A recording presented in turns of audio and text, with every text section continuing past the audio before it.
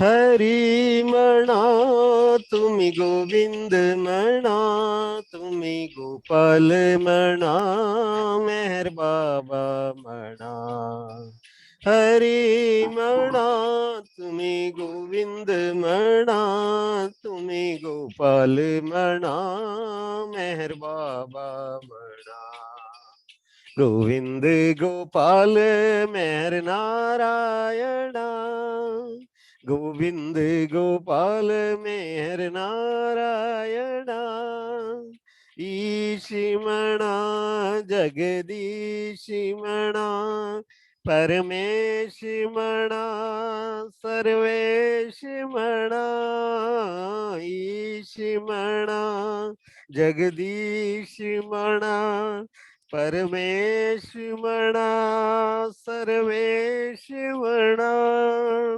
हरी म्हणा तुम्ही गोविंद म्हणा तुम्ही गोपाल म्हणा मेहर बाबा म्हणा गोविंद गोपाल मेहर नारायणा राम म्हणा राजा राम म्हणा घनश्याम म्हणा मेहरबान म्हणा राम म्हणा राजा राम म्हणा घनश्याम म्हणा मेहरश्याम म्हणा हरी म्हणा तुम्ही गोविंद म्हणा तुम्ही गोपाल म्हणा मेहर बाबा म्हणा बुद्ध म्हणा यजदान म्हणा खुदाबंद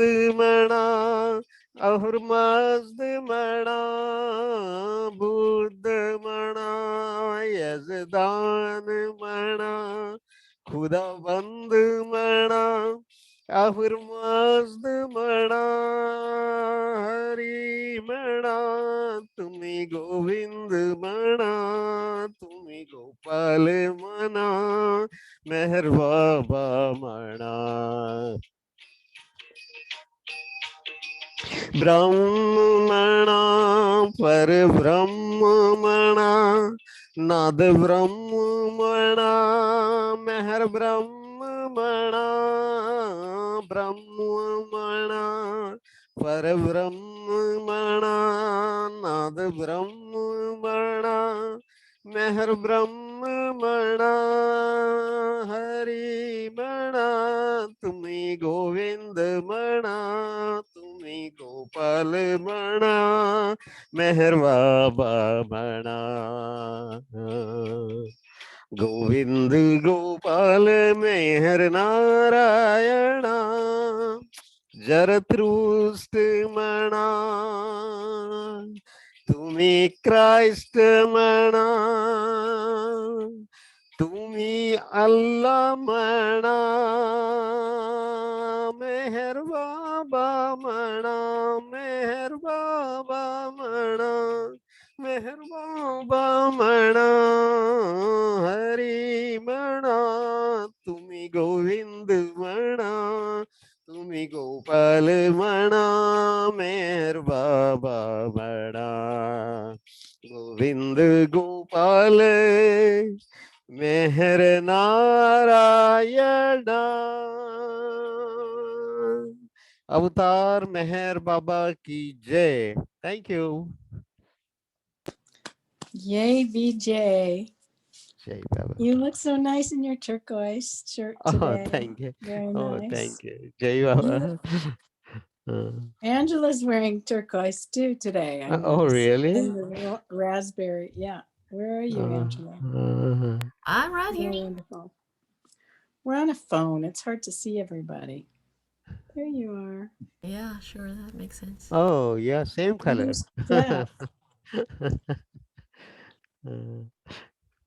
I don't know how to put yeah, let's enable... talk about that. Let's talk about that later. Jeff is here, so let's not take up his time talking about enable original sound. Hi, Jeff. Jeff. Jai Baba. Unmute, Karo. I can't hear you. Okay. There Now he is. how do I sound? Woo! Oh, you sound big. Nice. A little too loud? Just a touch, but it's actually really, it's a beautiful sound. Oh yeah. Yeah. You know, I'll tell you where I am. I'm in a hotel in the bathroom so that I don't make noise all over the place. Really. Well, Where are I'm you? the up in echo North is Carolina What's with, that nice, North Carolina. yeah. that nice shower sound. Yeah, it has that nice kind of bathroom resonance. Yeah, there you go. Music. Oh. Are you You on want to hear a vacation? few? What's that? Are you on vacation? I just came up to North Vacation. Carolina to get some perennials and annuals and a few shrubs for the garden. This is a good time at the beginning of the growing season. I come up every year. It's funny. We still have snow on the ground. I know. Yep. No, Yeah. we had a 70-degree day there, didn't we? We had an 81-degree day just a couple Really? nights. Oh my God. Oh, It was 57 here 2 days ago. We're going to get the 50s next week. Mm-hmm. Perfect time to plant. No, but there's like, I would take a picture for you. There's snow all Actually, over. they said that we shouldn't clean the garden till you have at least a week of 50s because the bugs get thrown away. Yeah. You know, the butterflies and that sort of stuff Yeah. just You gets thrown away with the destroy their leaves. habitat. Yeah. So I have a few quotes for you. This is from Mani. You can have nothing and be full. And in illusion, you can have everything and feel empty. You can have nothing and be full, or in illusion, you can have everything and feel empty. And they didn't have much, but they were full. This is Rumi. oh. This love sacrifices all souls, however wise, however awakened, cuts off their heads without a sword, hangs them without a scaffold. We are like the night, earth's shadow. He is the sun. He splits open our night with a sword soaked in dawn. I'll read that again. Did you follow that? His love sacrifices all souls, however wise, however awakened, cuts off their heads without a sword, hangs them without a scaffold. We are like the night, earth's shadow. He is the sun. He splits open our night with a sword soaked in dawn. Wow. Here's one from Prophet Muhammad. You will not enter paradise until you have faith, and you will not have faith until you love one another. Let me guide you to something in the doing of which you will love one another. Give a loving greeting to everyone among you. That's Prophet Muhammad. This is Kierkegaard, who was a Danish philosopher. As my prayer became more attentive and inward, I had less and less to say.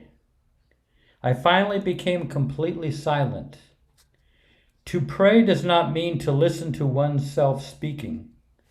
Prayer involves being silent, becoming silent, and waiting until God is heard.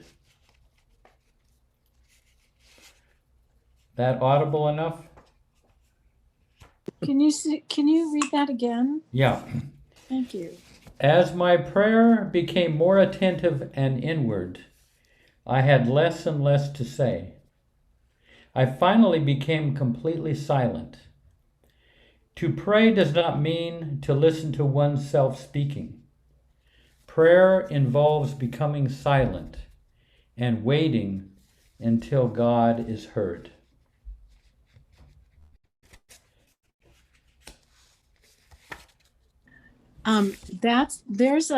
There's something that I read this morning from Maher Calling that was Yeah. all about the silence. Number 51. Go that, ahead. Like fits in right with that. Yeah. For ages, I have been giving in silence, my silent message of love. You ask me for a message from my silence, but silent are the words of my silence. Silent is love. And the lover loves my silence and silently adores me in my silence. Although I appear to be silent, I speak through you all. I am ever silent and everlastingly speaking. But the time has come when soon I will break this apparent silence. And those of you who love me will see my real self. And then I want you to know that I will definitely break my silence. I want you to cling to my Daman to the very end, irrespective of whether I speak or not. I am the highest of the high and want you to love me, not for any spiritual or material gain, nor for the impending breaking of my silence and my manifestation, but I want you to love me for myself as being God in human form. Beautiful. It's so great. It's the best little book. I got a couple more. This is Francis Brabazon. How serene are the stars, how disturbed is man. But man's disturbance pleases the beloved, for it shows he has lost his self-assurance. I'll read that again. How serene are the stars, how disturbed is man. But man's disturbance pleases the beloved, for it shows he has lost his self-assurance. It's gotten, and here's the last one. Now this is one you wonder why forgiveness is so difficult. Baba says, you forgive a wrong done to you in the same measure in which you love the wrongdoer. You forgive a wrong done to you in the same measure in which you love the wrongdoer. And usually, a lot of the people we can't forgive, we have difficulty forgiving, is we just really don't love them that much. You know, those who are close that we do love, we can forgive them. But people that are, maybe your boss or, colleague or some character in the neighborhood that you don't feel any great love for, it's very hard to, when they do something that's unkind or selfish, it's much harder to forgive them. Marvin, you got any answer to that? I do, but it's not on the air. Okay.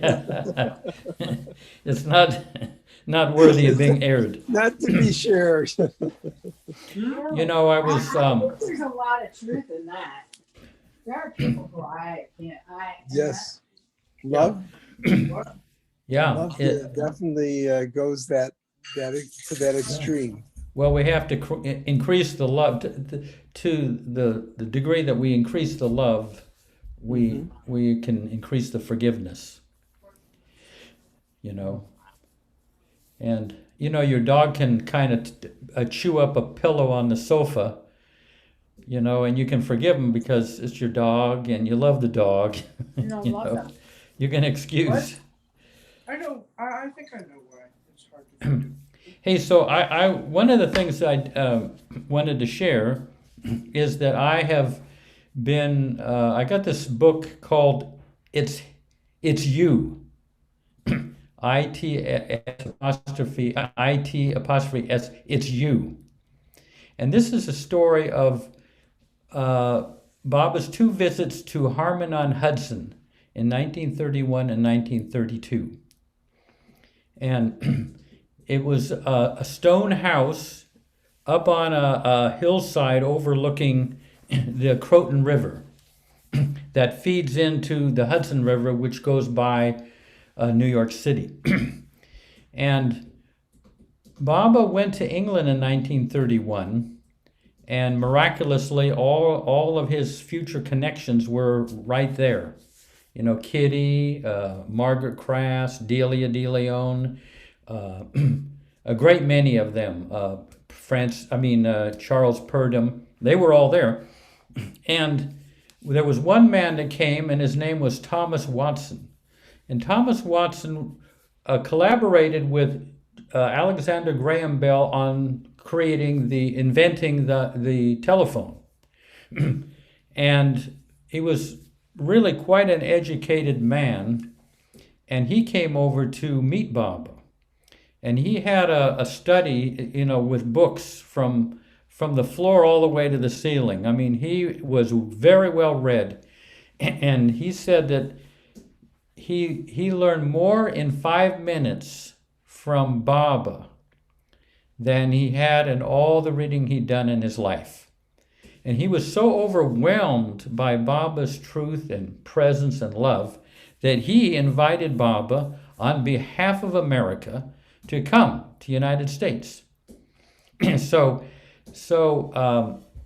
in anticipation of Baba coming to United States, they wanted someone at the other end to arrange for people to meet Baba, but hopefully spiritually minded people.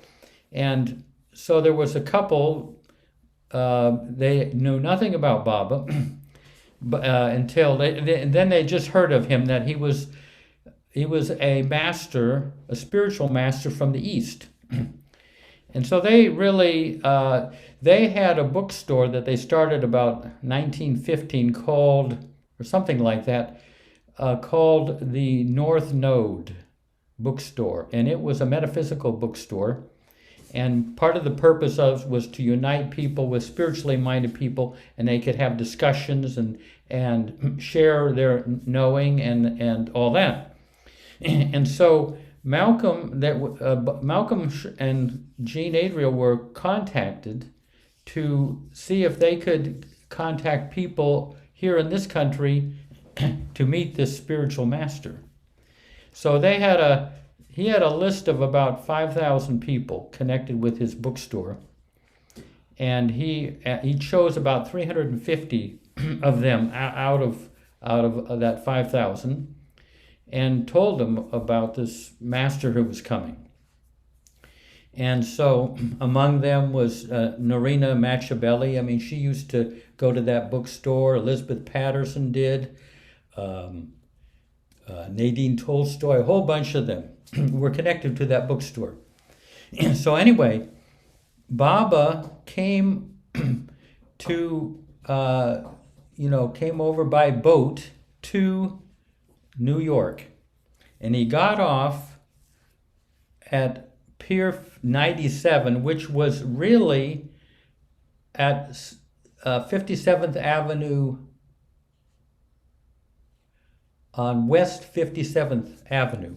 And it's interesting because where he got off, only about a block or two away, was where years later, they had all the Baba meetings. The Monday night meeting was in Little Carnegie Hall and the old Little Steinway Hall, which was right near where Baba first landed in this country. Anyway, they whisked him up to Harmon on Hudson, which was about a half hour or 45 minutes out of the city of New York, north. So when they got there to Harmon on Hudson, It was about 5:30 at night. And this is November 7th, so it was getting kind of dark.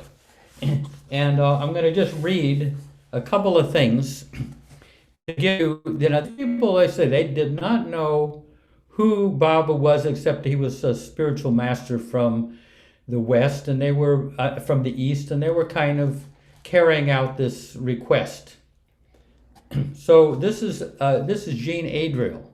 She's the first one that comes out the door of this house, this stone house, and as Baba's car pulls up, she says, "I walked to the small courtyard upon which the doorway opened and lit the hanging lantern, then stood in the passageway waiting.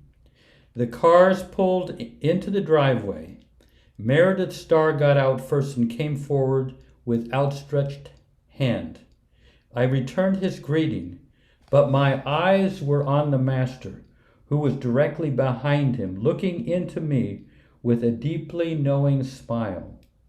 How long his eyes embraced me, I do not know, but at some moment Meredith's voice recalled me to temporal surroundings. Jean, this is Sri Meher Baba. My most outstanding impression of that first meeting is one of peering into bottomless pools of infinite love and tenderness as my eyes met his.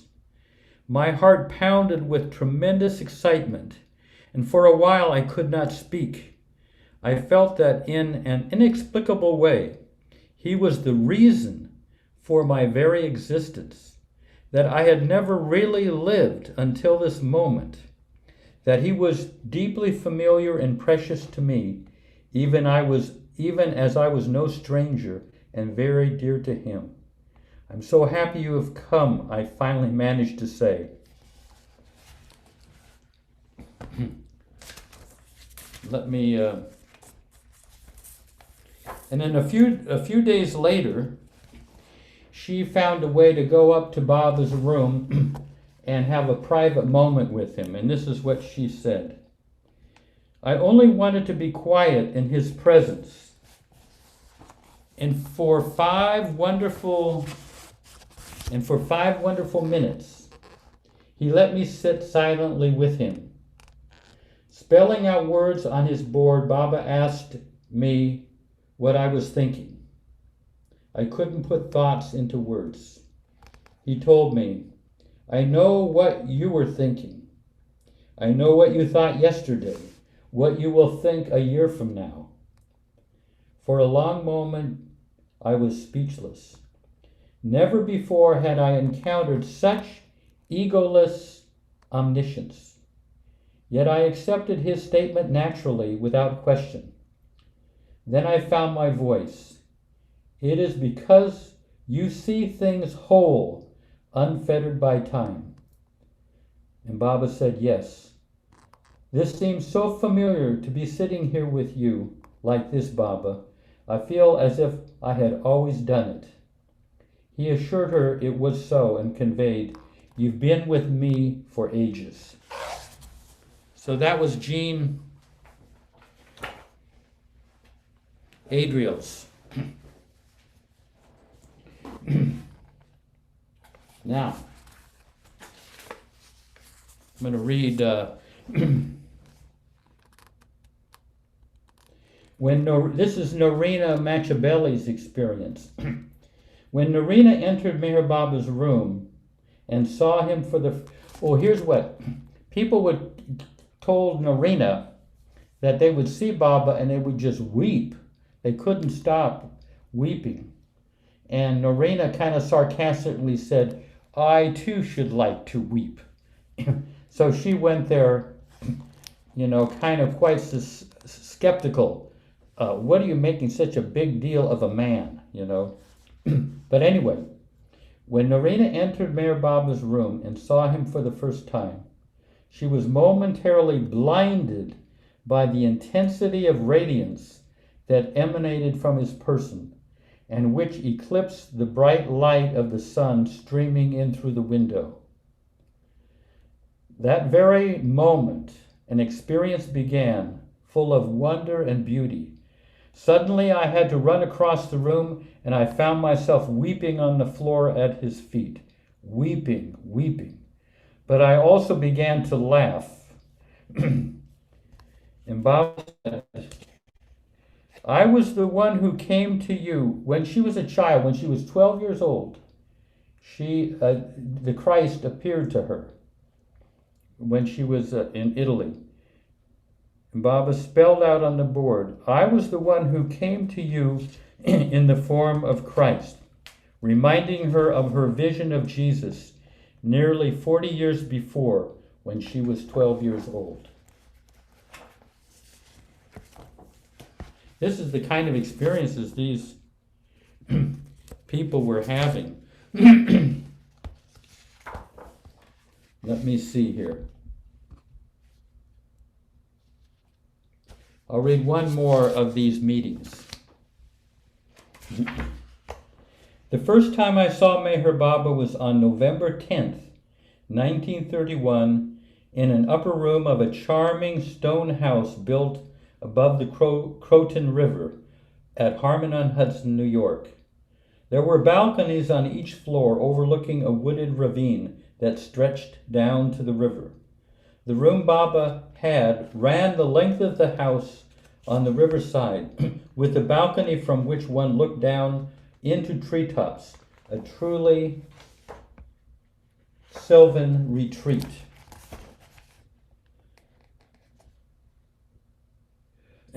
Later, I could only express what Baba meant to me in the form of verses.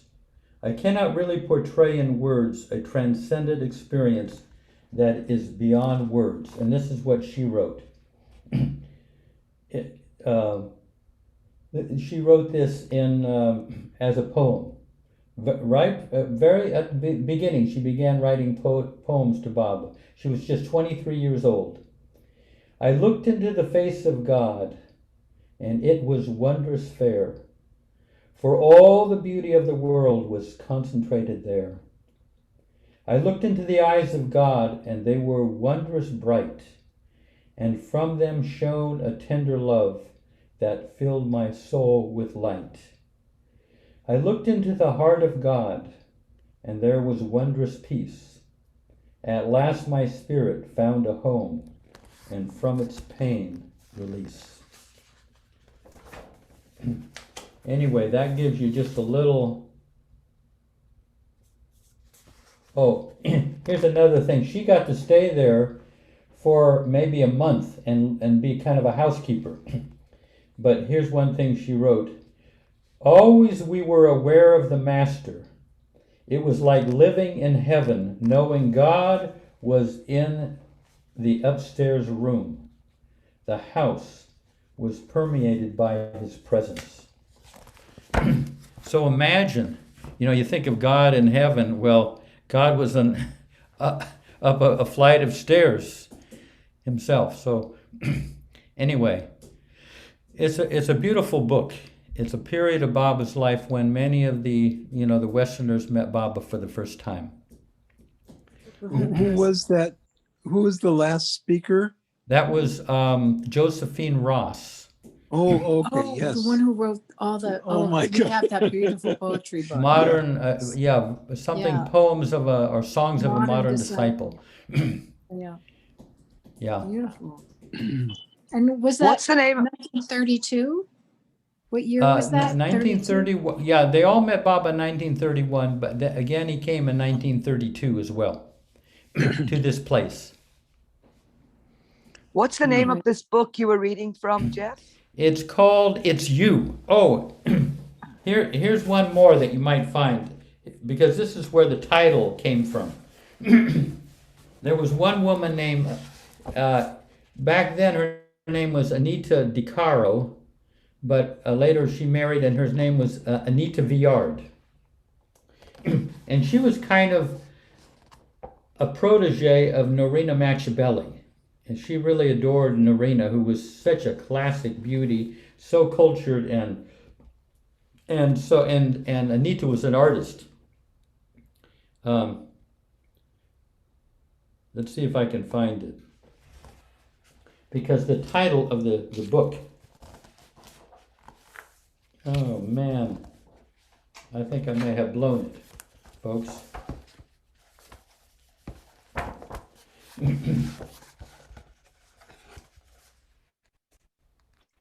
Let me see.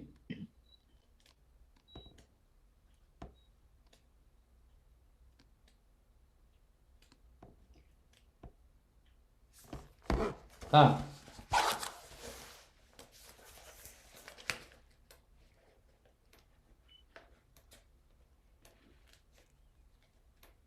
Ah, here it is, yeah. So Anita was told to go up and meet Baba on the second floor. And she was actually quite nervous. I mean, she didn't know what to expect. Here's what, everybody was like, Meredith Starr was kind of running things, and everybody had to eat vegetarian food and meditate and all that. And she was and she had no idea what Baba was going to be like. So, and they were walking around barefooted and all that kind of stuff. So Anita, about to meet Mayor Baba, headed up the dark staircase and suddenly felt frightened. Having been brought up a Catholic, she thought, if this is such a great religious man, how am I to behave? I can't shake hands with him. The only thing to do is kneel. I'll make the sign of the cross and say, bless me, Father, and kiss his hand. Her heart was pounding with fear. The door opened, and there was Baba. She took one look and started laughing. I laughed and threw myself on him. My heavens, it's you!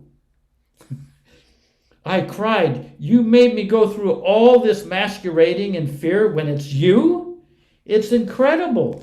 And I laughed and laughed. Baba opened up his arms. I was absolutely enraptured and felt a tremendous sense of joy. My whole being felt as if I was in a furnace.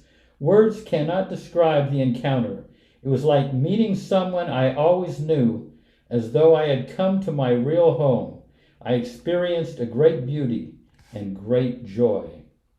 Baba looked at me, all love and smiling. I sat at his feet as if I had never done anything else but sit at his feet. After a while, Baba asked me, do you know who I am? I felt rather stupid, but I don't know how and why I answered. You, Baba, are the source of all goodness. Anyway, that was that was Anita Villard's first experience. Oh, hey, gee, there's a little cafe here on the side. Oh, I hope we can get, Adrian, I listened to your songs last night. Did you go back and hear those? You sang so beautifully. God, it was bringing tears to my eyes to hear it again. Thank you. You really sang it out. You gotta sing it loud and sing it proud. Yeah, that was beautiful. Anyway. Fine. Thank you for saying that. That was an amazing story. I love how she's just like cracks up. She looks. Can I tell you a story? Yeah, go ahead. Yeah. So when I first went to India, and which is a whole other story. But I was a Baba lover right away at a certain point, and it was like that was it for me. And I was 18, and when I came home, it was like eaten at some hotel in Thailand, and I got really sick, and like on the airplane, which is just a little added fun for the story. It was really horrible. And then I came home, and it was like this whole whirlwind, and then I got sick, and it was just like I was swirling, and I fell asleep on my parents' couch in the like little family room, and I fell asleep like for 13 hours on the couch. I just was like dead asleep. I've never slept that long in my life since then. And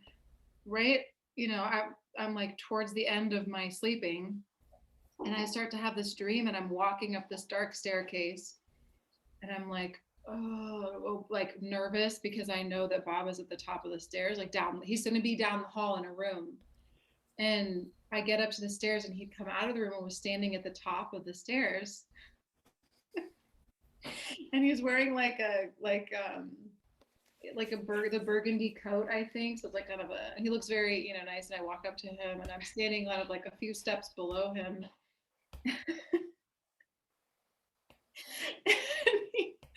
I'm not joking, okay? I cannot recreate the sound that came out of Baba's mouth, but it was like the goofiest thing. He was like, welcome to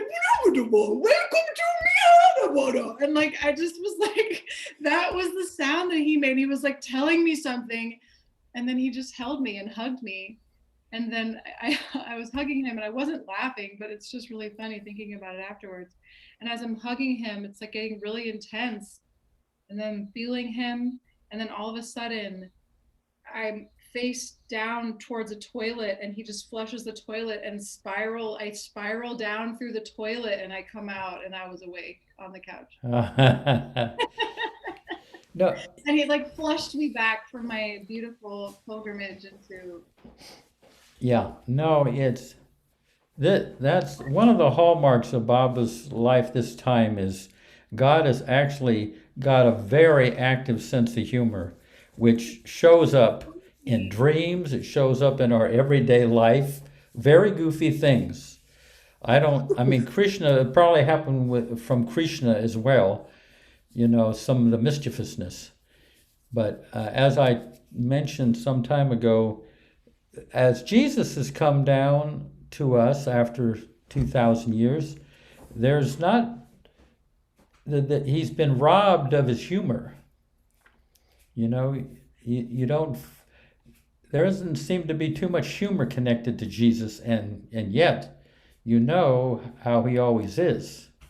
It's just over time, who he is gets smaller and smaller and smaller. So Dinku, what's going on with you? Anything? Ooh, can't hear you though. Sorry. Yeah. I thought I'd read that Rumi poem, Unfolding the Rose, which I sent you. Yeah. Listen to this, folks. This is beautiful. Unfolding the rose. It is only a tiny rosebud, a flower of God's design, but I cannot unfold the petals with these clumsy hands of mine. The secret of unfolding flowers is not known to such as I. God opens this flower so sweetly when in my hands they fade and die. If I cannot unfold a rosebud, this flower of God's design, then how can I think I have wisdom to unfold this life of mine? So I'll trust in him for his leading each moment of every day. I will look to him for his guidance each step of the pilgrim's way. The pathway that lies before me, only my heavenly Father knows. I'll trust him to unfold the moments just as he unfolds the rose. Beautiful. Yep, lovely. And I can't help but think Adrian's story, I can't help but think he was flushing you back into the sewer of the world. I'm sorry. It's like, oh, the world's a sewer. Oh no. Oh no. Baba once gave the metaphor of for him to come down and retrieve us from this world. I can't exactly. I think it's like a gold ring is fallen down into a latrine, and he has to go down and get us out of this the latrine of the world. Oh my God. Now, Mayor Prasad, did you remember that from Erich? We'll see if Mayor Prasad is there. Hey, Jeff. No, Jeff, I'm joining from phone, but I don't remember that. Go ahead, Angela. Yeah, so you read the story of Malcolm Schloss. I I've been so curious about people who are like super duper close to Baba and leave, and I'm curious what you know about Malcolm leaving Baba and No, Malcolm never left Baba. Malcolm didn't. Okay. No, he was there in Sorry, 1954. Meredith Starr. Okay. Oh, Meredith Starr. Meredith Starr got into the occult and powers, and there was an Aleister Crowley who was kind of a psychic, and he went kind of that way. But Malcolm Schloss, he was there during the Three Incredible Weeks, and he was bringing back some important writings from Baba, I think. He stopped in New York in a hotel, and he actually passed on in the hotel. But because he was bringing something for Ivy Deuce, she went to the hotel and eventually got in and discovered. Otherwise, no one would have probably known until the cleaning people came by. But Darwin said he was a real mystic. He had the eyes of a mystic. That's what Darwin and Sheen said about Malcolm Schloss. But the other person that comes to mind is Madhusudan, who left Baba for so long, but he came back. But like, how do you get that close to Baba and leave? Like, how does that work? Well, Darwin, Balcott sure used to say, if you don't have any doubts about Baba, he can create doubts in you. So if there's anything that's blocking you from opening completely to Baba, he will go after it. Whether it takes 5 years or 10 years, he'll go after it. But in the end, I spent a lot of time with Madhusudan and his wife. I mean, he felt he was slighted by the trust. So he was greatly pained by that. It wasn't the case, but but that's the thing. We have things in there the ego can come in there and draw a conclusion that is just plain not true. But it's in there. It has to come up. I mean, sometimes Bao said that he'd be around Baba and he'd be having thoughts like, he could be the devil. He could be the devil. And those are things that Baba kind of brings up. We're doing fine. We're cruising along with Baba, but I think if he really got after us, certain things would come up, and we'd find that we have a place in us that doesn't believe in the whole thing. Somewhere in our psyche, in our subconscious. And hopefully that doesn't happen. But even Jean Adriel. Now, Jean Adriel was married to Malcolm Schloss, or I don't know if they were married, but they... and she kind of drifted away from Baba. She got into Kirpal Singh and Saint Germain, and so she kind of veered off a little bit, but then in the end she orbited back in around Baba. Yeah. Different. And when you don't have that immediate contact with Baba, I mean, say, many of them went from the 30s all the way till the 50s before they saw Baba again. That's a lot of time without his, immediate feedback.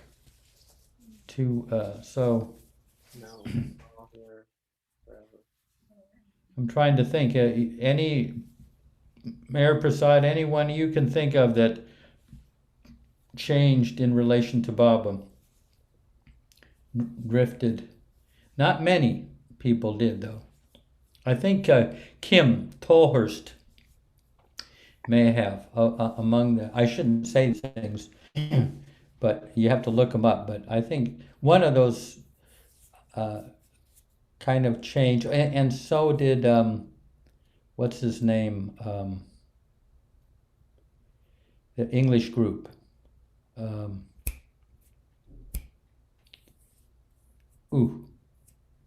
Anyway, Quentin Todd. That was kind of cool. You went like this. Ooh. Yeah, You went Quentin like that. Todd, and but then they all and Herbert Davy, they kind of drifted a little bit, but I know Quentin Todd came back, but I don't know if Herbert Davy did. But they're all in the same. They can't go. What did Baba say in his last message? Even if you leave me, something you can't get rid of me. What's that quote, Mary Prasad, on a 1954 last message? Even if you try to leave me, you cannot. It's the last paragraph. I think it's November 7th, 1954, something like that. Hey, oh God, we got Hunter. Yeah, good. I scared Bradley off last time. I attributed this quote to him. Did he tell you about that? Oh. Hey, any thoughts from you, Hunter? Anything?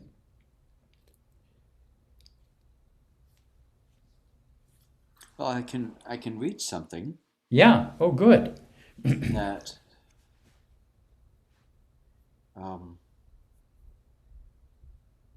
that says more than I know about Baba at this point.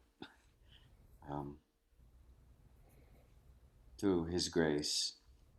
This is from The Unveiling of Secrets, which was a book that Carl Ernst translated by Ruzbehan Bakri. And there's a passage that I keep being drawn back to by the feeling of Baba in my life. Just a little bit louder, if you can. Yeah. This is the station of the lovers who have drunk the oceans of oneness in primordial knowledge, who are upon the ocean of greatness, the crashing of which bequeaths the unknowings of realities to the people of knowledge and love. They are in the station of annihilation. They have no eye that is not obliterated, no heart that is not dismayed, no intellect that is not annihilated, no conscience that is not vanishing. Glory be to him who transcends the illusions and expressions of all. Wow, read that one again. Don't, yeah.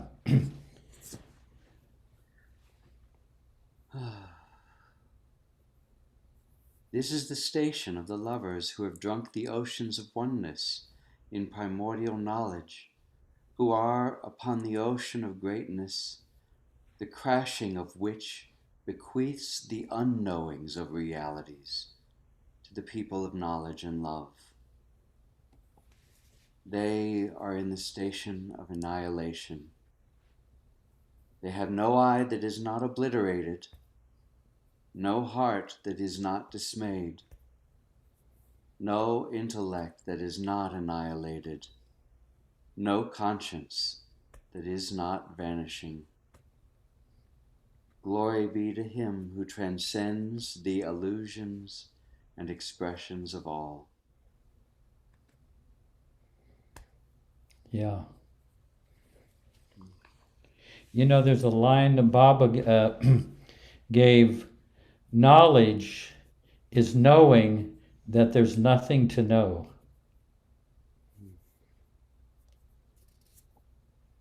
You know, knowledge is knowing there's nothing to know. I mean, knowledge of illusion is really like knowledge of nothing. There's nothing to know about it, really. There is if you're living in the world and you have give importance to the world.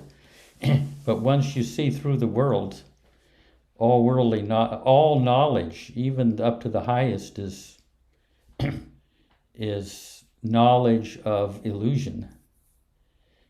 But anyway, that always always struck me. You know, Mayor Prasad, did you find the quote? No, can you give me a little bit of a hint on what kind of a... It's the last message that Baba gave on the alphabet board.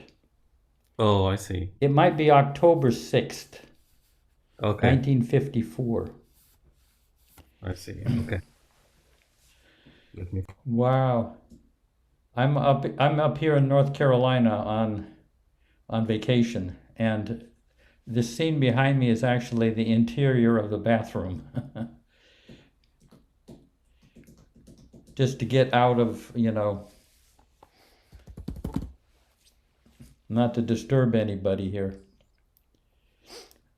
Alan, you got anything do you think we can inveigle your wife into playing any more music, or did we kind of prevail a little bit too forcefully on her? She sang so beautifully the night before last. Oh, there she is right there. I can't tonight, but Yeah. I can plug my show on Sunday. Yeah. Yeah. If you guys want to come and hear me on Facebook, I recorded a concert of like Farsi and English songs. It's like it's short. It's only like it's not even 30 minutes, but I did. They're all just like Baba love songs, but it's I don't say Baba, but it's all like I did. There's Hafez and Baba Tahir, and I called it Love Songs to the Beyond. And yeah. Yeah. And on Sunday at 6 o'clock. Send me the email. You're on my email list, right, Jeff? I mean the link. Okay. I'm sending out an email tomorrow, so if anyone wants to be on my mailing list, you can send me your email right now, and I will add you. And it'll be great. Yeah, beautiful. Alan asked me to tell a story of another dream that I had, and that will be my contribution. Good. Because it is musical. So I had this other dream about Baba. I was walking down in like a dark, not a cave, but it was like the kind of, it was like this, it was like like the bottom of a castle, like the bottom floor of a castle where they, but it was like a ballroom. It was really dark, and it was like stone, and there were these pillars, but there was this big like dancing ballroom. It was really dark and dramatic. I was like, what is going on? I'm walking. And then that same maroon coat, I see this man like dancing, this like tango dancing, like just dancing on this like ballroom floor. And I just go up to him, and we just start like dancing and spinning around and this was so beautiful. It was so romantic. And I was like, this is so amazing.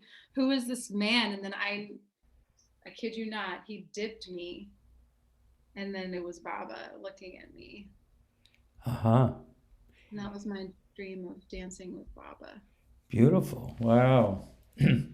Was that before Baba or after you? That was many years like into being a Baba lover. Yeah. But I feel so grateful for those moments of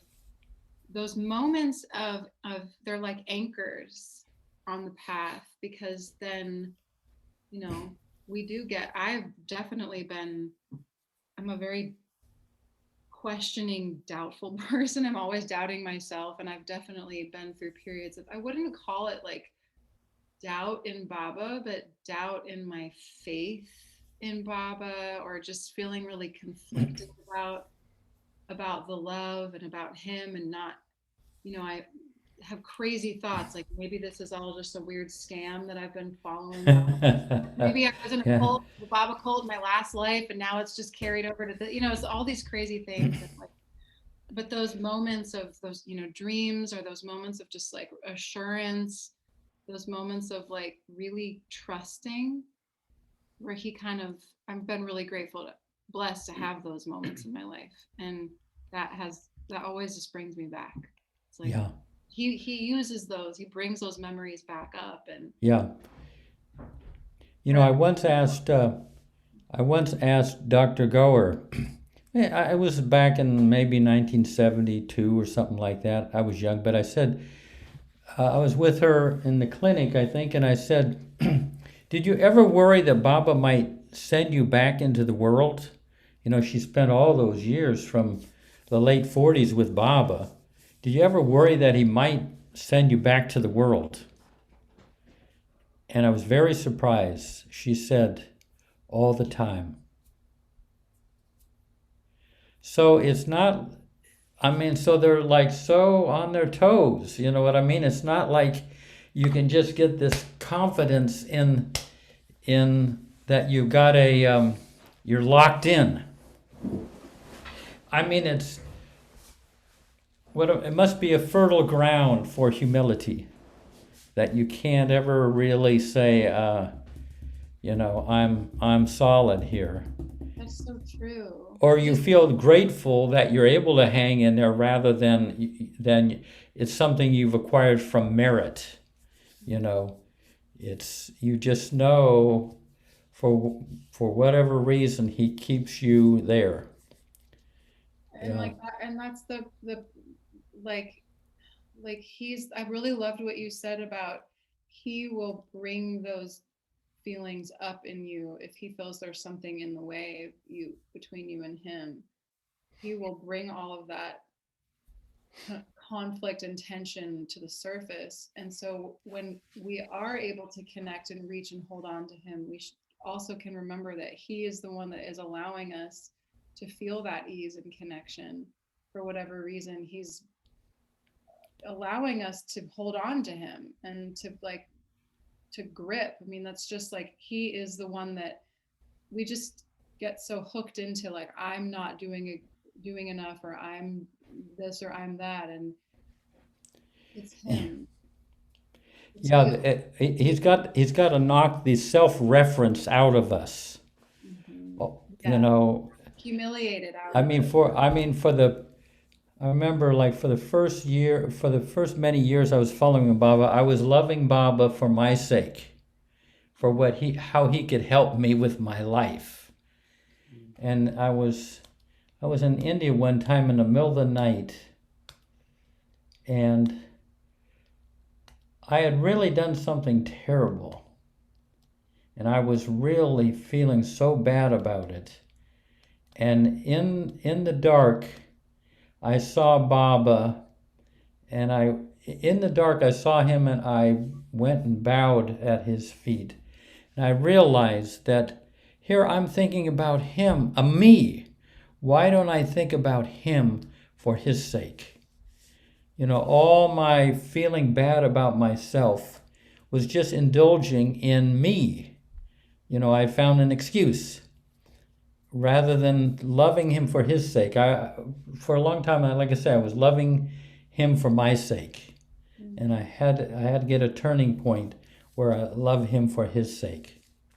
You know what I mean? Without, how does he feel about me? How's he liking this? Am I doing it? All of that. And I asked Marwan Jesawala, I said to Marwan, I said, you spent a month each year there at Marizat.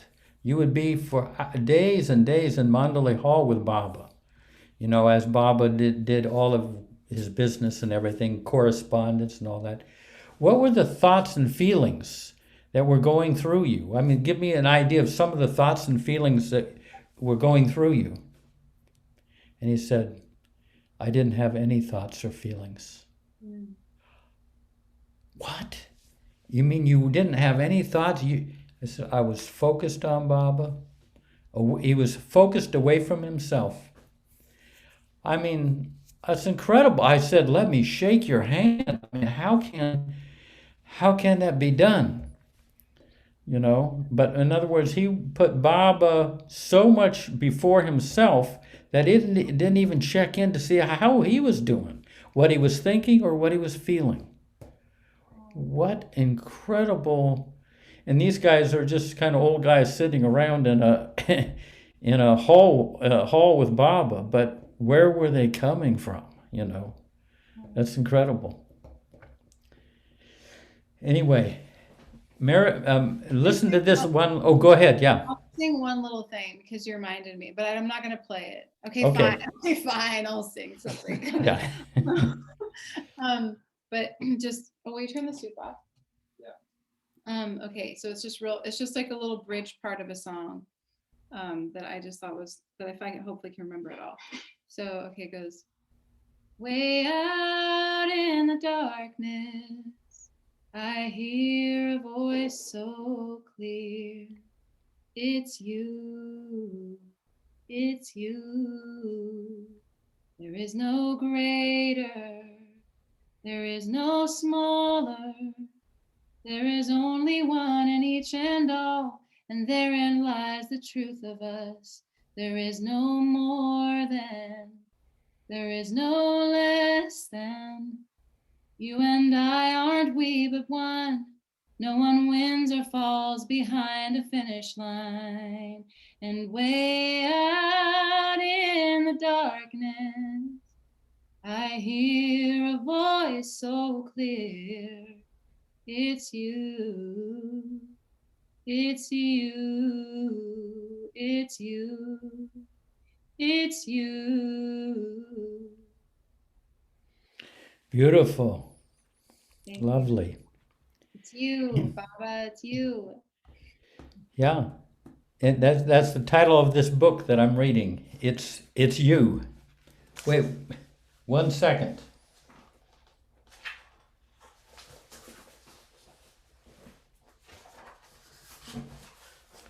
There it is. It's you. So Mayor Prasad found the quote.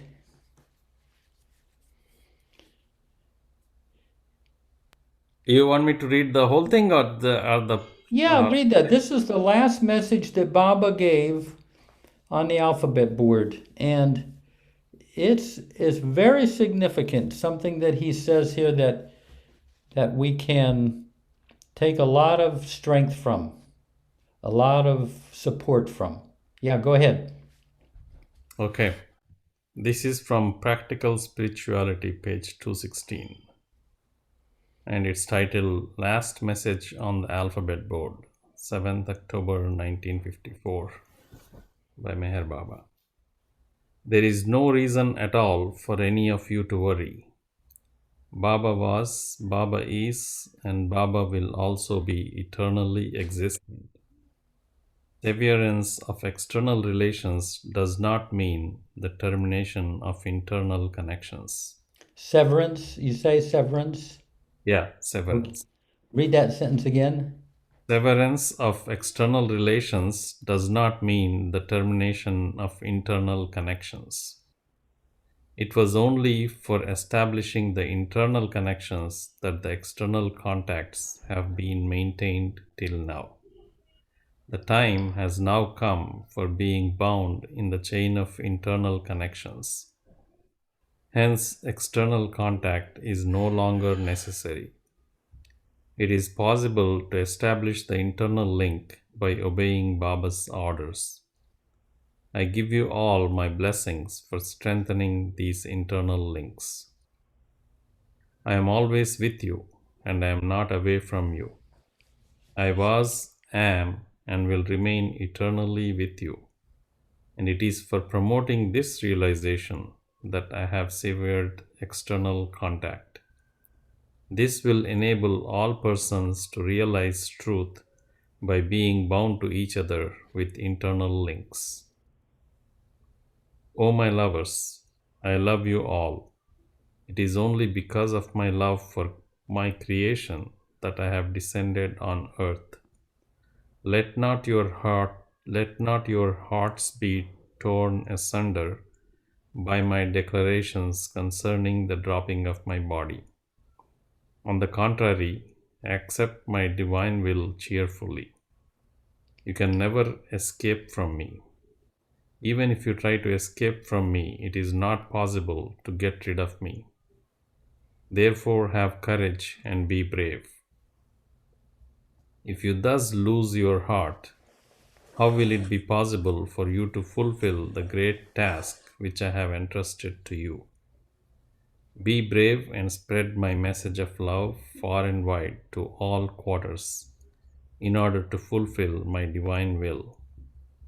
Let the words Baba, Baba come forth from every nook and corner of the world and from the mouth of every child, and let their ignorance be reduced to ashes by the burning flame of my love.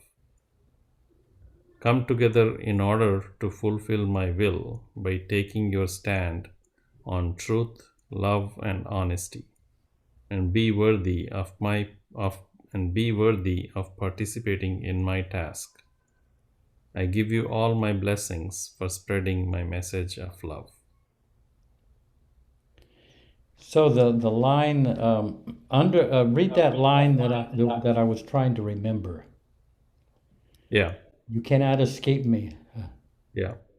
It is only because of my love for my creation that I have descended on earth.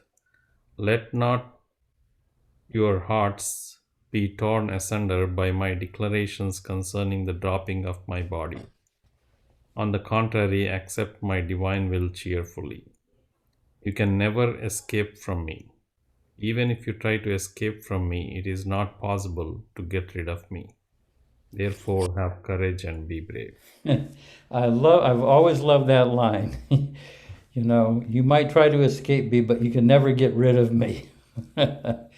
And the other beautiful line there that I feel, and Erich was so emphasized this, that we would be held together by internal links, not just with Baba, but with each other. So we are going to be supporting each other for the next 700 years. This is, you know, the people you're seeing on this gallery are people that are going to be, you know, we're all linked up so that we can help each other. Not just Baba helping us, but helping each other for the next 700 years. And that's what Erich spoke about. So, you know, Bill LePage asked Erich, what's going to happen over the next 700 years? And Erich said that all of his disciples and close ones will be coming back, and you will see them, and you'll be with them. They're coming back, and some will gather around ones depending on how you resonate with people. And that'll carry you. We're going to be passed from one to another to another. So there's a party after this party. Well, I have to leave this party. I don't know if he's going to stay, but I'm not enough. Yeah. Jay Baba. You get a good rest. Yeah. I don't know how long I can last. I've got in this bathroom. Someone may have to use it eventually. I was at Norwegian Wood and you went off to sleep in the tub. Yeah.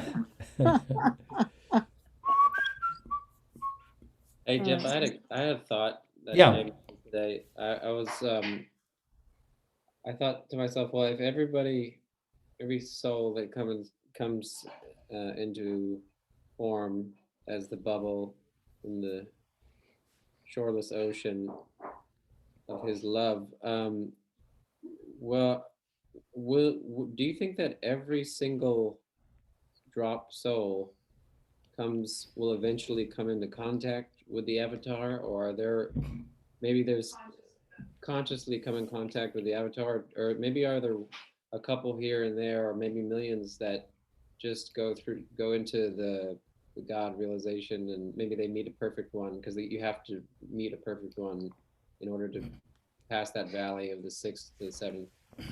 But do we all at one point, every single drop soul, meet the avatar consciously?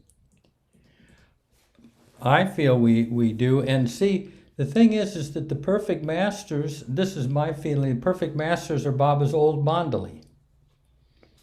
So you're really just meeting aspects of Baba.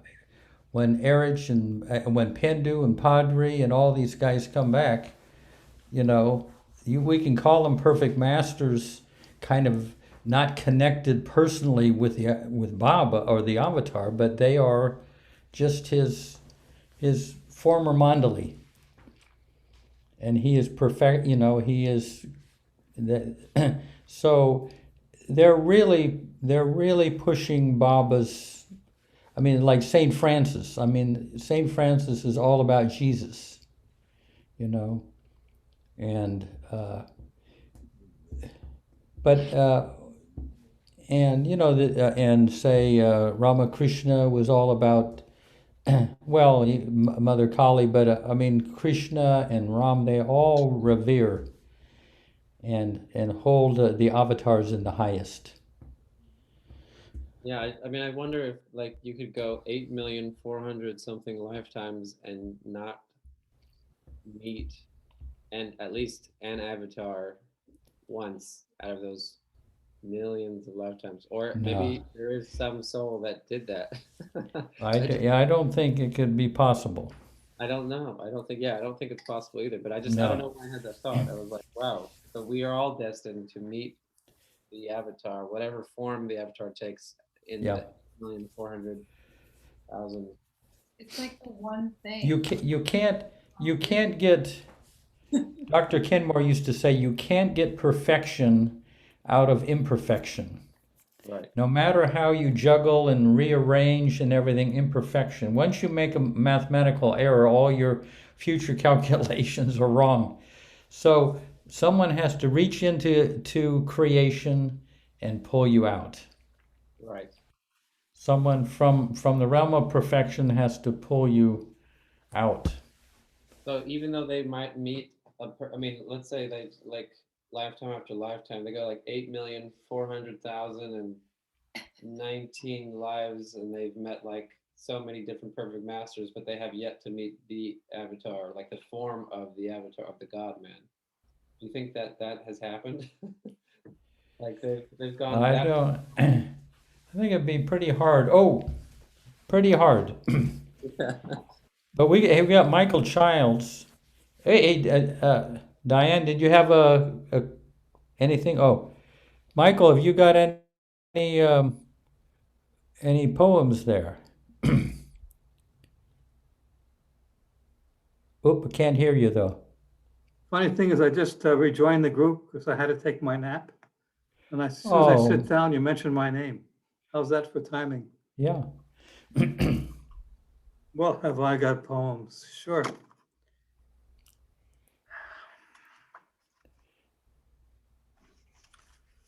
So we'll start at the beginning. Guzzle X. That was my attempt at humor, by the way. Mm-hmm. Starting at the X-rated. Yes. Well, somebody asked me, I said they could buy my poems on Amazon, and it's under An Alphabet of Guzzles. Uh-huh. By Michael Childs. Okay, yeah. It's early morn. The air is cool and crisp. A faint moon tries to penetrate the mist that clouds my heart while everyone is sleeping. It is silent. Listening with my inner ear, I hear a humming like a giant bee. As the silence deepens, it grows louder, louder, and still louder, till roaring like a hurricane, it assails my senses with the cry, "Love me, love me, love me." My hand shakes writing these words. Consciousness hurls itself against the pain to free my heart in bondage. Like a siren calling, it calls to me, love me, love me, love me, love me. A restlessness overwhelms me. A half-forgotten yearning pulls the answer from my breast. I do, I do, I do, Lord. I love thee shamelessly. My love cannot be controlled. Resisting it is death. I may win laurels in the world, but lose my soul. At my final breath, what really matters is you and the exquisite moment of surrender. Beautiful. Thank you. Yeah, lovely. Guzzle, love you. W. In all these poems from my heart, I've disgorged the pain that has lain like lead within me, as ballast in a little ship, plowing through the ocean waves to seek your face, the pearl of love. What does it matter what people say when all I seek is you? What explanations can I give for my deeds as I plumb your depths and see nothing but my pettiness? If I release the ballast, will I not capsize and die? I ask you, Lord, what do you wish of me? In the world of man, stay afloat, but in my ocean, drown.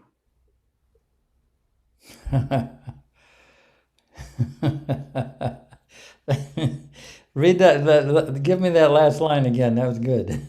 In the world of man, stay afloat, but in my ocean, drown. When I went to India in, I think it was 69, Adi Sr. Quoted a Hafiz couplet. Ghazal, he said, my master binds me hand and foot and throws upon my master binds me hand and foot upon a plank and throws me into the middle of the ocean, saying, don't let a drop get on you. Yeah. So it's a variation on that theme. You know, Adi used to say, love for others, skin deep, love for Baba, heart deep. He used to say that. Well, now that Baba's not available physically, but he is. I find him more accessible than than ever. And I find it in loving others around me and the creation and marveling at how it works, how complicated it is. And it is a game that's worthy of God. Yeah. I agree with you there. I didn't exactly agree with Adi. I might pay a price. Well, here's another one, which is unlike the other ones. It's a mystic riddle. Reaching deeper into the silence that men fear as death, there is a silver ring that glistens in the night. Held in my palm, it glows with its own heat. Inside, a small inscription reads, fear not, love well. Placing it on my finger, I fall backwards in a swoon. Falling, ever falling, nightmares chase my eyelids. Falling, still yet falling, sweet music fills my soul. Falling, further falling, a wondrous light surrounds me. Falling, falling, falling, into a brilliance greater than a million suns, of all shapes and forms within it, latent with creation. Still falling, I learn that love is both walking and falling, never holding, trying to restrain the falling into the nothingness of life, which others fear as death. Falling requires trust. Trust requires courage. Find your ring and wear it, even if it burns.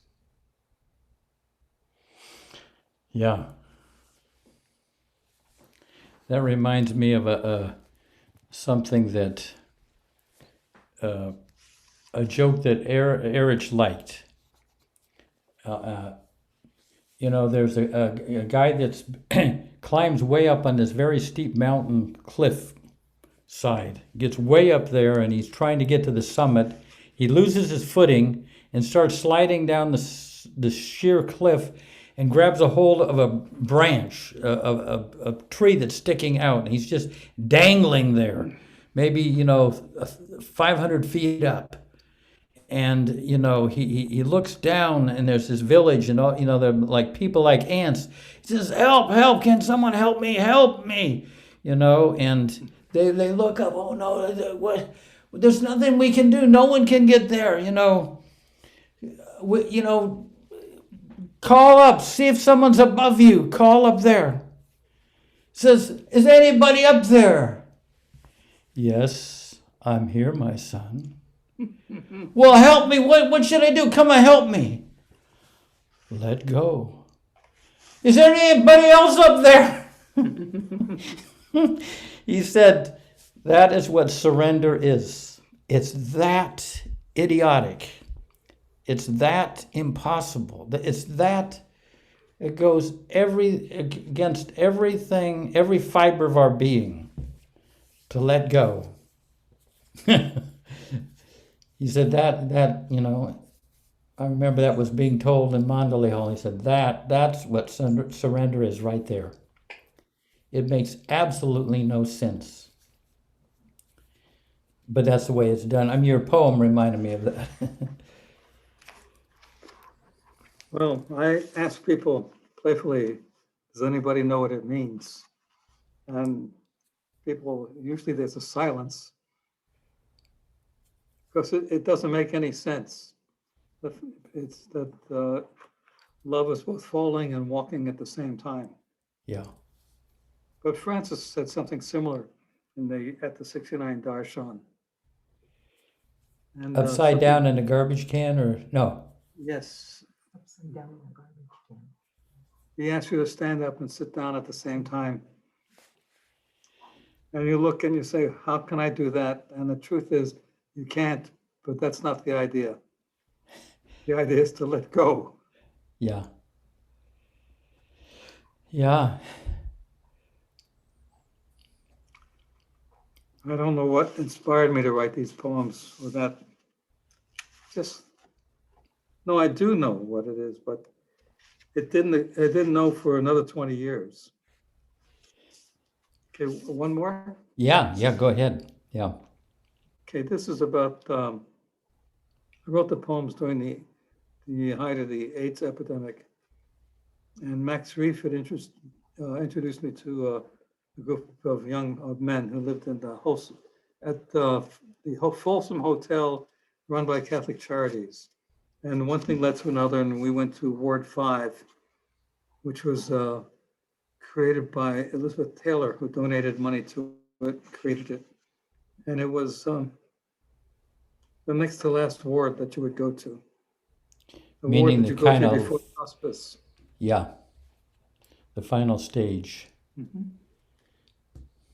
It is in Ward 5 where Paul is lying, dying with tubes running up his nose to give the extra oxygen his lungs cannot afford him, talking of his father, his childhood somewhere in the Midwest. Every time he speaks, he takes off his oxygen mask, gasping, faintly rasping, etches the story of his life of being afraid to tell his dad of him being gay, his family ashamed to visit him as he withers in the ward, stricken by a disease that stigmatizes them with failure. How can you forgive a child who has made you so wrong, who lets all the world know that you have failed as parents? Best to disown the child and let him die forgotten, and reach out past the prison in our minds that keeps us from each other and from simply loving. And so Paul languishes in his bed, feebly reiterating the outlines of his life before he shifted to the final ward, while a group of dedicated people cater delicious meals served by a woman dressed as a French maid in mesh stockings to people slowly dying, drifting towards an end that inexorably closes over them like dried flowers in a book. Paul is gone, like Gordon, David, Richard, Gary, Thomas, Charles, and Bruce, gone to see death's ferry, to catch a glimpse of, wait for them in all your glory. Beautiful. Wow. What a beautiful tribute. Thank you. Yeah. Let me see if Priya is whether she's sleeping in today or, you know, and the thing has just been on overnight or what. Jai Baba Jai. Jai Baba. Hey. What time is it there? It's 10 in the morning. Oh, okay. You're up and you're ready to go. Yes. I was just doing a couple of things in the background, but Yeah. my attention was here. My heart is always here. Yeah, beautiful. I might kind of make it a little shorter tonight. Okay. Lanita, I don't know if Lanita is just sleeping away. Or Nasrin. Jai Baba, I am leaving you. Okay. And Mahmoud, is he doing okay? Yes, he's fine. We are listening. Oh, to beautiful. very wonderful stories. Thank you. Yeah. We're Thank looking you forward. You're for welcome. being here. Oh man, Ganesh, they finally let him out of jail, you know. You know, he has that one of those things around his ankle so that, you know, they know where he is.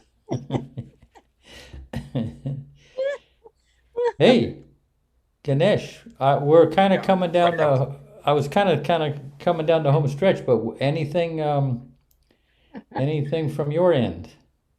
It's been like something or the other has been coming so much. I just was missing the sessions and couldn't make it. I don't know. It's too much. There was too much of things that were coming in. Yeah. No, I figured you somebody is laying it on thick. Your boss and the company and other works too. So yeah, it's been very busy. yeah. Well, I guess you were probably involved with Baba's birthday in some way or other. That took away my for the center. So I was putting together the core program and compiling it, and it was a big task. So yeah, beautiful. And you put it on Zoom, did you? I mean on YouTube. You can see in the Pune Center. That's the program. 25th morning is the one send me that link. Yeah, sometime. sure.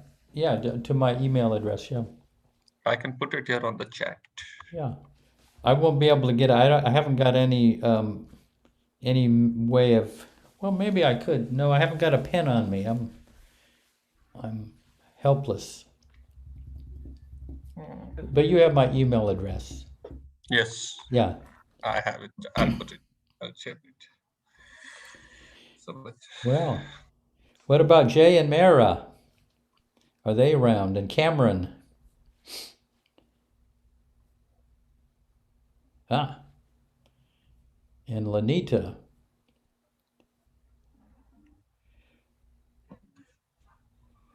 Gabriella. Oh, hey, Lanita, she suddenly appears. Precipitates like a chemical experiment.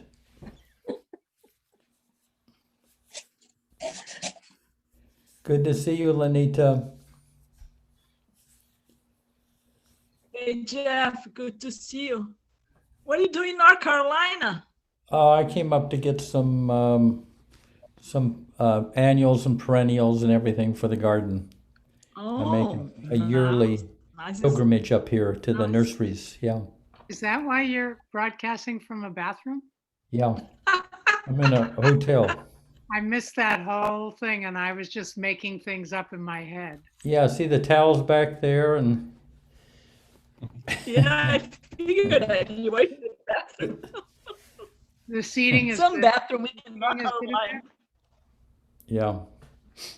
You know, there was one guy named Sitarawala. Was it Framjit Sitarawala? I can't remember. He had a hotel up in Mahabaleshwar called the Ripon Korea, Hotel. Satara Korea. Yeah, Koliyar, Satarawala. And, Baba used to come and stay up there, and Baba encouraged him to have, some of his leaflets or pamphlets there and cards. And Baba came up some years later, and there weren't any there. And he and Koliyar said, well, Baba, people take these things and then I find them in the alley or on the side of the road and everything. They just throw them away. and so I didn't feel good about it. And Baba said, someday my picture will be all over everything, even matchbooks. I'll even be on matchbooks. Matchboxes, yes. and not to worry about it. Yeah. Hey, so let me think. But it's. Gabriella, we're probably too late for you to be there with your guitar, huh? Yeah, it's too late. But I wanted to first say Yeah. I only came on for a little tonight, but wow, what a treat to hear Adrienne sing like that. And then Michael's poems, phenomenal. Oh yeah. So I just want to thank them for like totally making my night. And I would just say the part about Baba saying that we don't need the external anymore because we have the internal links with each other and him. So, as you know, I've been dealing a lot with my mother being very ill. I mean, she is still with us, but so just that thought helped a lot. And then my friend Eddie Hauser tonight said to me something great about that. He said, I always view it as a person is graduating when they move on, so that helped me too. So much great help from everybody. Yeah. And we've had some of the Baba people who have a little bit of a psychic ability. They have sometimes seen the parents of say someone who has passed on, their parents, and they give a message from the other side. And the message is often, oh my God, I had no idea what you were doing, Gabriella. I mean, they get, they finally, from the other side, they can see, after being resistant or indifferent and everything, they see what their daughter or their son has been doing. It's something beautiful. Marvin's gone, but earlier today, in the arti, he read that incredible quote about that humanity is playing, most people are playing with the games, the playthings they become addicted to. Yeah. Which quote I'm talking about? Yeah. Prasad, do you know what I'm talking about? Yeah. I was thinking about that, it's such I'd never really listened to the whole quote like that. It was a relatively long reading. Yeah, play with addictions like toys. Yes, exactly. Children with toys. Yeah, and that they can't see anything else but that. I think when I was younger, I used to be much more hard on my parents because I wanted them to get it already. That this is it. This isn't the final thing. But as years have gone on, and I myself probably become more addicted because I'm getting older. There's something that happens as you get older. I don't know, but I just now I have a lot of compassion when I see the fear of leaving it all. Yeah. And not knowing that not really being convinced that there's something beyond this. Right. When the body goes, you go, is the way a lot of people think, and that's just unacceptable to the heart and unacceptable to the soul. Love never ends. That's the beautiful thing. Hey, well, Jasima, anything from Connecticut? Anything? Talking about internal Connecticut's. Nothing much, just nothing, nothing special.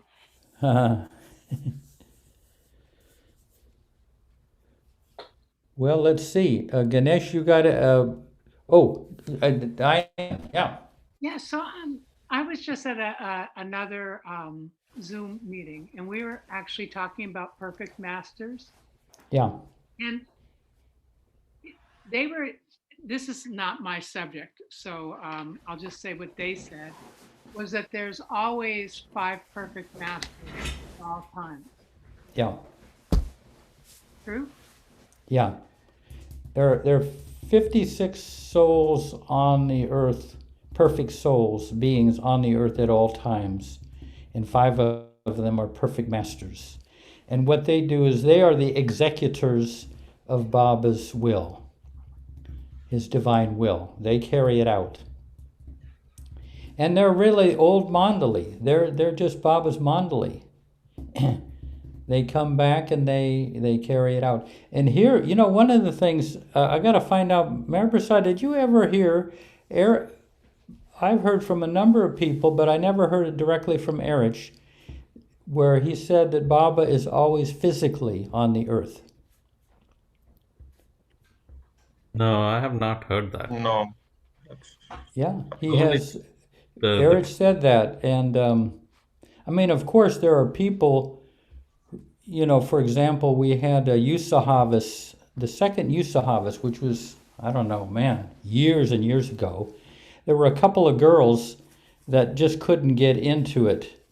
Their parents had kind of sent them to the Yusahavas. So they went, when they had this large gathering in the meeting place to kick off the Yusahavas, they just went down to the boathouse and they were just down there smoking, and one of them had purple hair, and they're just kind of, and at one point they decided to go up to the lagoon cabin, and they went into the lagoon cabin and they looked up and Baba was sitting there and everything, and they went over and he actually touched them. They could actually feel his touch, and they kind of like, they both saw him, and Baba just received them, and physically sitting there, and they kind of came out of the lagoon cabin just overwhelmed, and the people in the meeting place thought that someone had gotten bit by a snake or something, and so they opened the door of the meeting place, and they all come out, and they shared this kickoff of the whole Yusahavas, these 2 girls, I'm being told to be quiet. I'm sorry. Yeah. So, But I did hear that, I think it may have been Erich or Baba who said this, that his presence for up to 100 years after he drops his body is as if he's physically present. Yeah.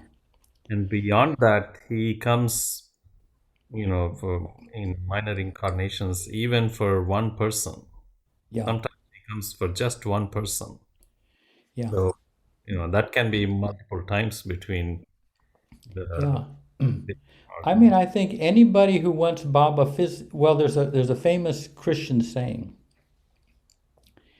The saints found Jesus within them, and the early Christians found Jesus beside them.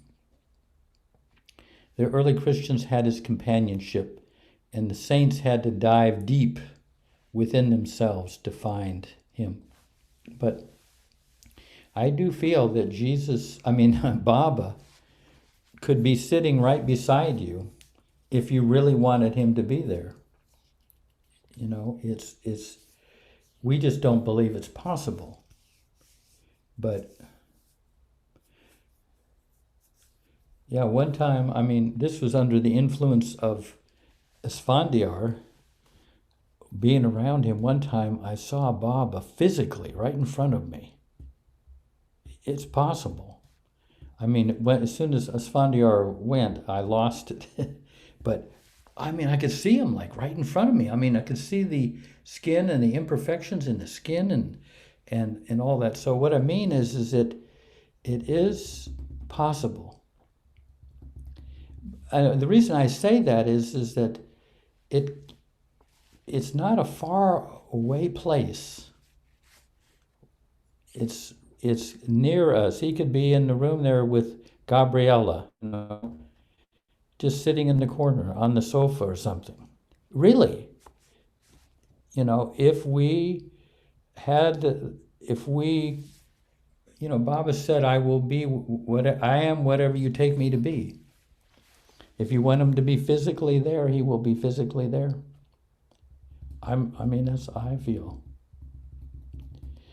It's only my inability to bring him even here.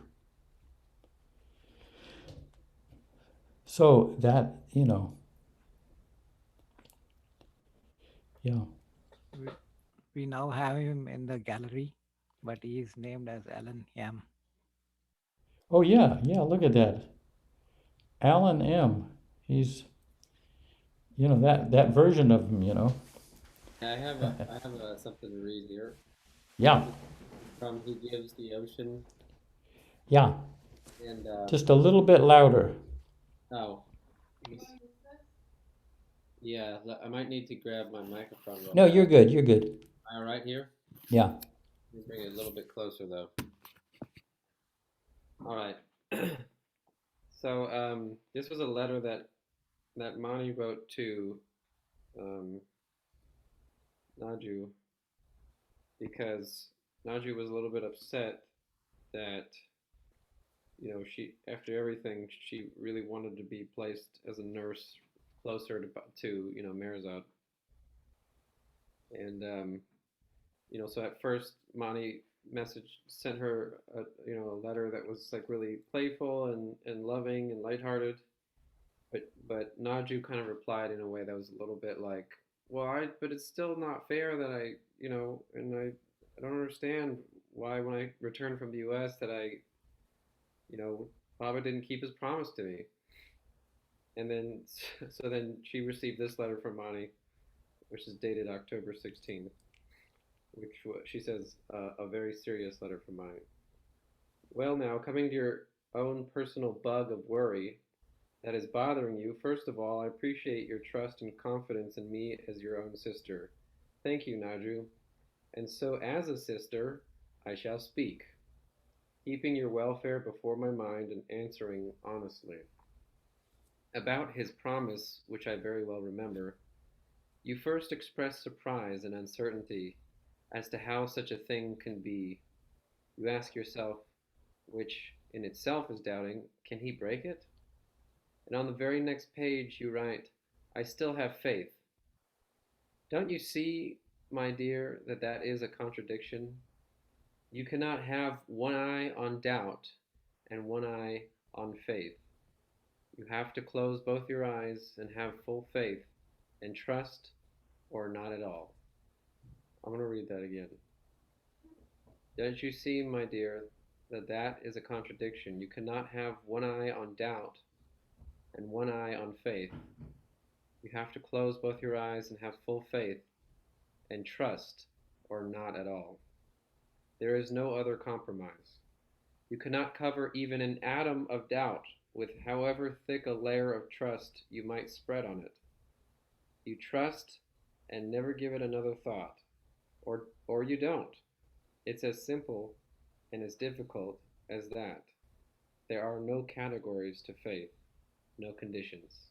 Wow. Absolute. Wow, that's beautiful. I like the part about you can't even cover an atom of doubt with however thick of a layer of faith you might spread on it, or trust you might spread on it. Yeah. You know, this used to come up sometimes in Mandalay Hall, where someone would say, Erich, you know, it would be some kind of worldly situation, some, you know, of having to do with love, and Aaron, should I do this or should I do that? Would this be the most loving thing to do, or would that be the most loving thing, or should I do that? You know, these types of questions that would be connected with situations, and Erich would say, and from Baba, Erich would say, love would never ask that question.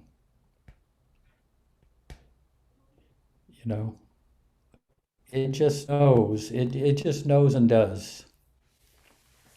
And, you know, it's not a maybe this, maybe that. You know, what you said, it reminded me. You can't have doubt, and you can't have love and then still have indecision. But it's the real decision. You know, I mean, the real love. Not a lot of people take decisions and they may not be loving, but he would say love would never ask that question. Should I marry her or not? You know, it's a very interesting way to think about it. Yeah. Well, let's see. I think. What? Go ahead, Ganesh. Yeah, it's 3rd March 1954, Baba gave this message, word of words. So this was read out. It's a pretty long message. And let me just read maybe like it will take time if I read like 5-6 paragraphs. I'll just read the last one. There is no separation between you and God. Lover and beloved are one. You yourself are the way. You are God. The word that I will speak will go to the world as from God, not from a philosopher. It will go straight to its heart with the dawn of the realization of unity of all life, hatred, and dissension will come to an end. There will be unfaltering love and unfailing understanding, and men shall be united in inviolable brotherhood based on the realized oneness of God. So this Baba gave on 3rd March 1954. Yeah. This message, the word of words. Yeah, beautiful. Hey, well, anyway, Lanita, hope you're doing all right there. I'm falling asleep. I'm sorry. Yeah. Well, It's so late. I'm ready to go, but Michael, the beautiful poems, they're very touching. Yeah. Yeah. And yeah. Jai Baba. Thank you. Priya, see you guys. Let's have a few moments let's just have a little moment of silence here.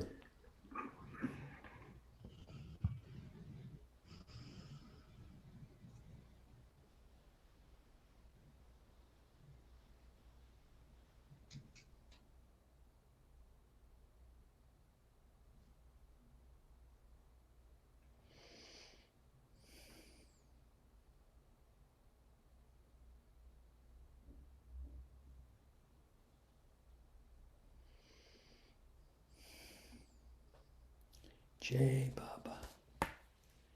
Wow. That was really full. Yeah. Jai Baba. See you guys. Baba.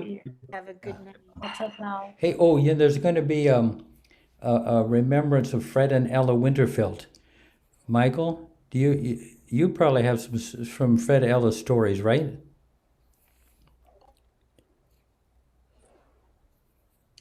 Oop, can't hear him. You're on mute. Michael, He's you're on mute. mute. There we are. No, I knew them in New York City, and when they moved to Myrtle Beach, Yeah. we hung out together. And Sometime on Saturday, there's going to be a remembrance of them. Very dear couple in Baba's, handpicked by Baba to head the New York group. Yeah. Okay, folks. All right. Jai Baba. Good night. By the way, Love to Terry. Jai Yeah. Baba. Jeff, it's Dick. Saturday. Yeah. And it's Hi, Dinko. 11:30. Hi, Lanita. 11:30. Yeah. Oh, thank you for the stuff you sending me. They're beautiful. Yeah. Thank you. Quotes you sent me. And the sent Rumi me poem. yesterday. For me, it was yesterday. For you, I don't know, maybe yesterday. Yeah, that's right. Anyway, thank you, everyone. Yeah. Wonderful See you, being- Dinku. Jai sharing. Baba. Thank you. Jai Baba. Jai Baba. Have a good night. Jai Baba. Good night. Jai Baba.